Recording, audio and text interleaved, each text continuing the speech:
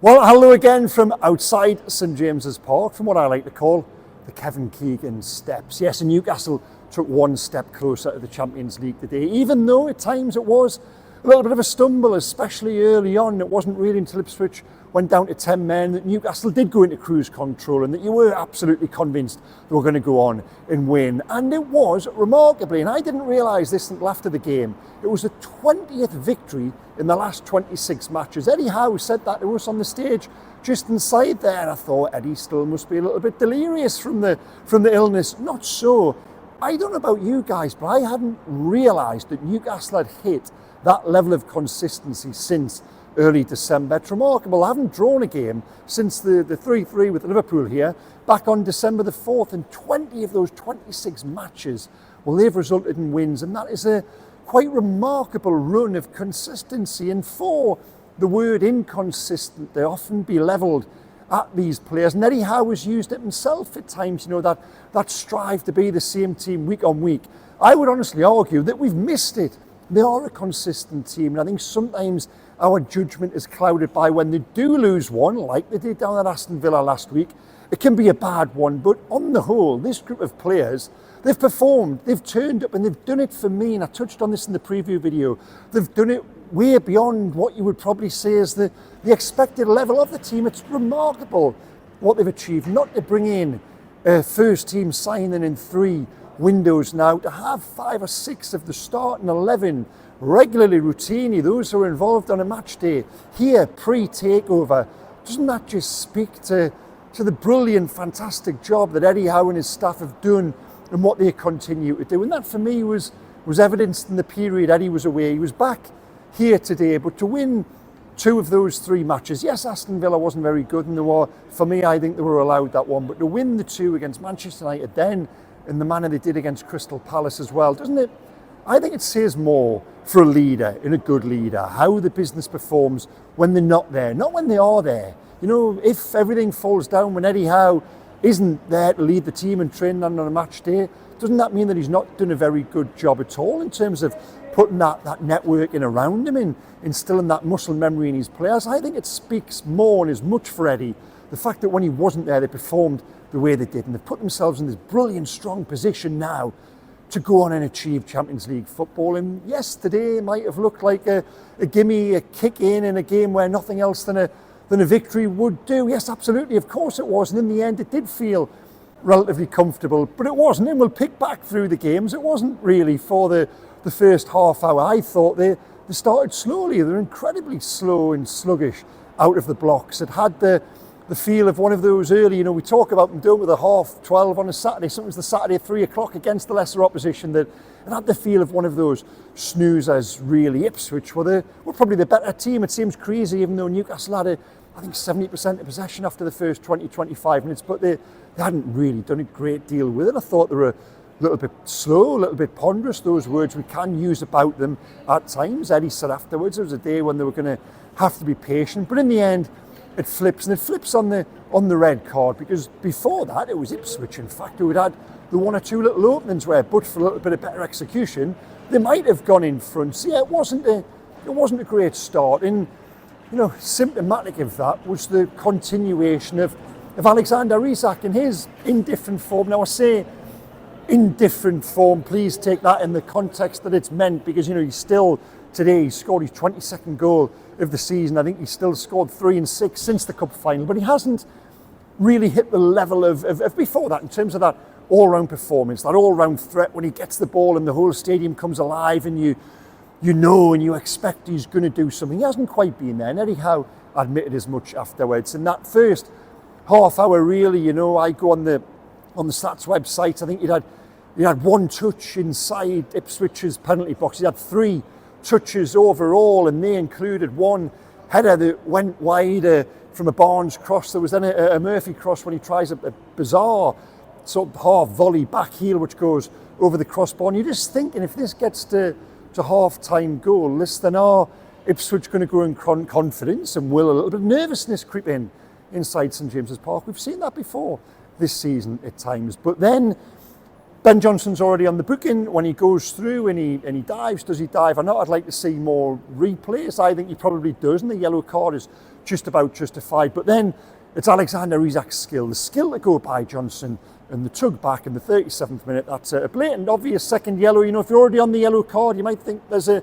injustice around the first booking. Well, don't do subsequently what you then go and do. It's a red card, off he goes, and from that point on, really, there's never really any doubt. It's Alexander Rezak's class, that little double touch, that bit of skill to get away from Johnson, and that really is the turning point. Then comes the penalty in first half, stoppage time, and the referee, now Michael Salisbury, I'm a big believer, and you know this, I've said this often enough, I'm never one to jump on referees, but he was poor, his decision making was muddled. That was thrown against Newcastle, but in a strange way, I think it helped them. I think sometimes you need that little bit of angst, that little bit of injustice, just to stoke a team, to stoke a crowd. And in that strange, perverse way, I think Salisbury's performance helped Newcastle. There was the disallowed goal early with Bruno Guimaraes when the goalkeeper Alex Palmer walks into Bruno, and you know the whistle is going to go. And even though you know it's then going to go to a VAR review, you know they're not going to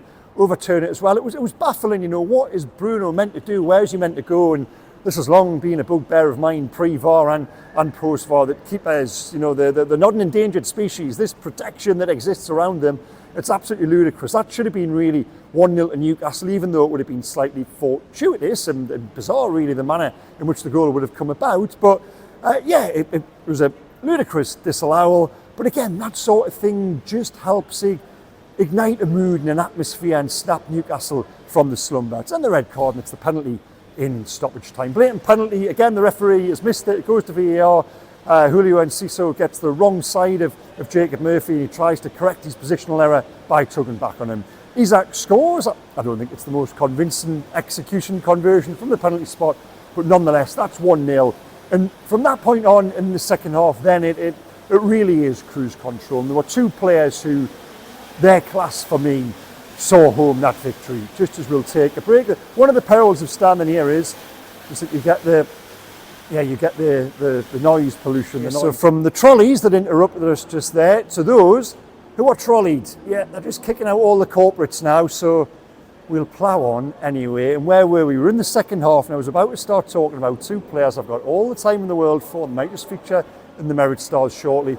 Sandro Tonali and Kieran Trippier. I really thought from minute 1 to minute 90, even during Newcastle's early struggle, Tonali was the one who was getting on the ball, who was trying to make things happen, who was putting out those little fires. We use the same little phrases about Tonali over and over, but doesn't that capture his consistency? I said this in a recent video, didn't I, that one of the viewers went back and actually very helpfully added up all the Merit Stars I've awarded this season, and Sandro Tonali was way out in front, so far out in front, quite remarkable really. When it comes to awarding my player of the season, this is no spoilers as to say, but I can't see me giving it to anyone but Sandro Tonali. Anyway, we'll get to that in 3 or 4 games time. A hero might just emerge if they do score the goal that puts Newcastle in the Champions League. But I thought again today, Tonali during that first half, just keeping things together. They've got, the two of them together have got a class, a composure. When Eddie Howe said to us just there, they need to be patient, no two players were more patient and more assured of what was about to come and what would follow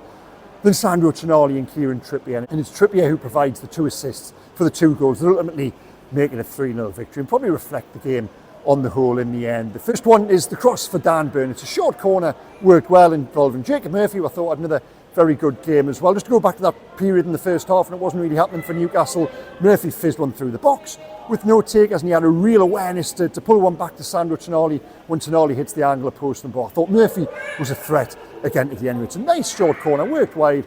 Trippier stands the ball up. It's getting even noisier and busier around here. We'll carry on. Trippier stands the ball up, and Dan Burn, he climbs and heads in. Then the third goal, it's a Kieran Trippier corner, 10 minutes from time. Asula comes on, and now Asula, I've been getting positive reports about Asula in terms of what he's been doing in training, but we haven't really seen it in games because he hasn't been given the chance. And with the return of Callum Wilson, he's been pushed back further down the pecking order.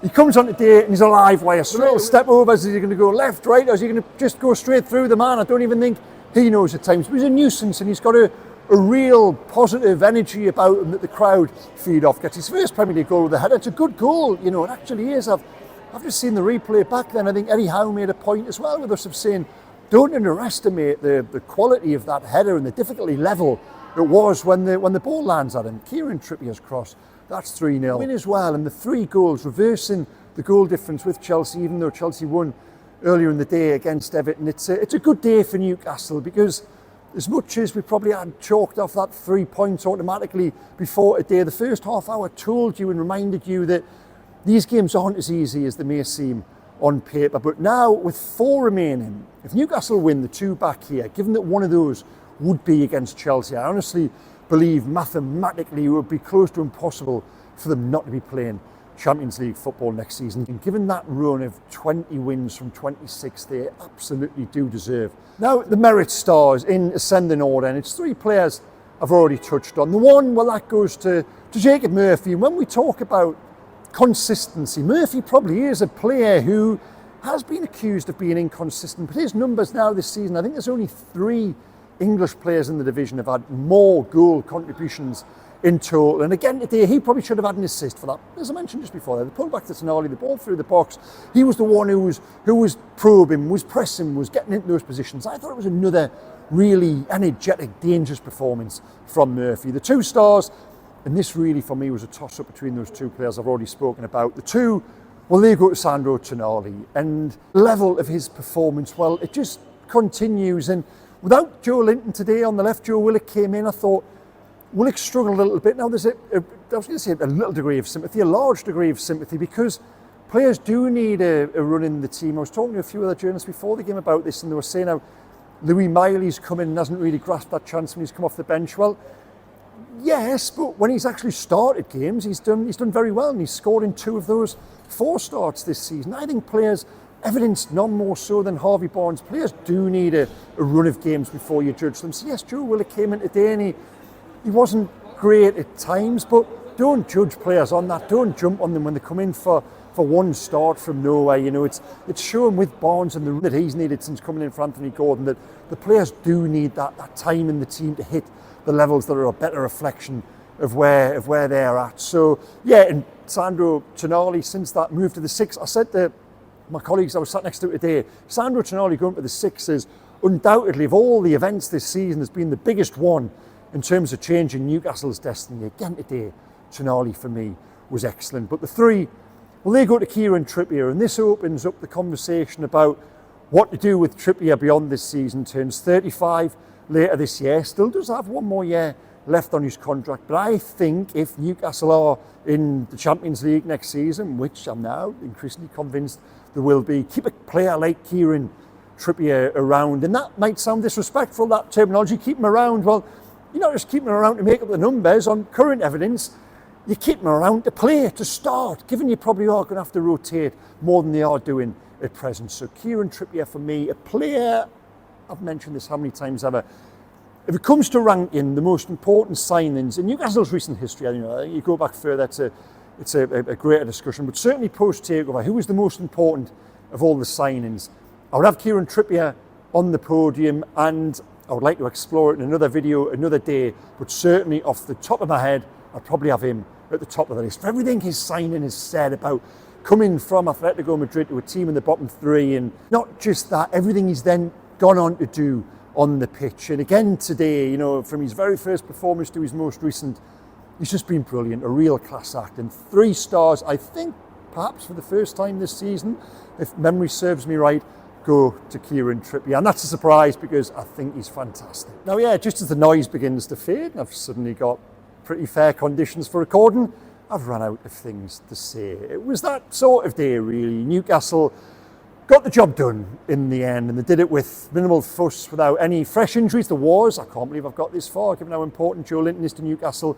Joe Linton missed the day with that knee injury. The update from Eddie Howe is he's been to see a specialist. It's the same knee problem that's been plaguing him a little bit this season. He has played through the pain at times, and yeah, Eddie said he's hopeful, fingers crossed it's not too bad, but he did feel it in training yesterday, and he's felt the need to go and get a second opinion today. Now, further news we'll have on that next week. Now, I don't think Newcastle missed Joe Linton necessarily today, because this sort of game, when they're at home to a lesser side, so to speak, and the emphasis is on the technical aspects and breaking sides down, that sometimes for me is when Joe Linton can struggle just a little bit at times. But certainly the games coming up, the one down at Brighton, Arsenal away, Chelsea at home, back here as well, you know, the ones which probably are really going to define whether they play Champions League football or not next season.